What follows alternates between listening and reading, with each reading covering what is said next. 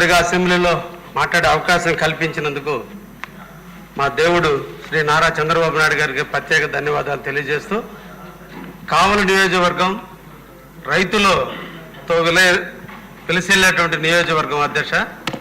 ముఖ్యంగా major irrigation, minor ఇరిగేషన్తో ఉండేటువంటి ప్రాంతం, సోమశిల జలాలతో మా ప్రాంతం అంతా కూడా వ్యవసాయానికి అనుకూలమైన ప్రాంతం. ఈ సందర్భంగా వ్యవసాయ శాఖ ఇరిగేషన్ మంత్రి గారిని అడుగుతున్నారు అధ్యక్ష. ముఖ్యంగా మేజర్కి సంబంధించినటువంటి వర్కులకి మాకు ఓఎండ్ఎంకి నిధులు మంజూరు చేశారు.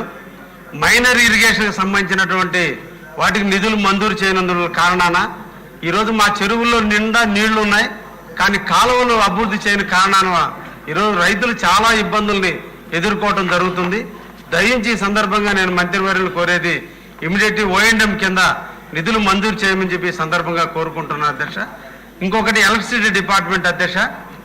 మా కావలి నియోజకవర్గం 72 కిలోమీటర్ల పొడవున సముద్రయానం ఉంది. ఆ ప్రాంతంలో మత్స్యకారులు ఎక్కువ గ్రామాలు ఉన్నాయి. దాదాపు 40,000 మంది పాపులేషన్ అక్కడ నివసిస్తున్నారు అధ్యక్ష. సముద్రం పక్కన ఉన్నందువల్ల అల్యూమినియం తీగలు, ఎలక్ట్రికల్ లైన్స్ ఉన్నందువల్ల అవి రస్ట్ వచ్చి 10 సంవత్సరాలకు ఒకసారి లైన్లు మార్చాల్సిన అవసరం ఉంది. కానీ గత 20 సంవత్సరాల నుంచి కూడా లైన్లు మార్చనందువల్ల రేత్రిపూట కరెంటు షార్టేజ్ వచ్చినప్పుడల్లా కూడా వైర్లు తెగిపోతున్నాయి, ఇళ్ల మీద పడుతున్నాయి, ప్రాణ నష్టం జరుగుతుంది అధ్యక్ష. ఈ సందర్భంగా కన్సర్న్ మినిస్టర్ గారిని కోరేది, ఇమీడియట్లీ కూడా మాకు వైర్ని డ్రా చేసి ఆ ప్రాంతాన్ని రిస్టోర్ చేయవలసిందిగా కోరుతున్నాను అధ్యక్ష మీ ద్వారా. జయకృష్ణ గారు పాల్గొన్నారు. ధన్యవాదాలు అధ్యక్ష. 2018లో తోటపల్లి ఎడమకాలువ ఆధునీకరణ పనులకి గౌరవ ముఖ్యమంత్రి గారు నారా చంద్రబాబు నాయుడు గారు శంకుస్థాపన చేశారు అధ్యక్ష.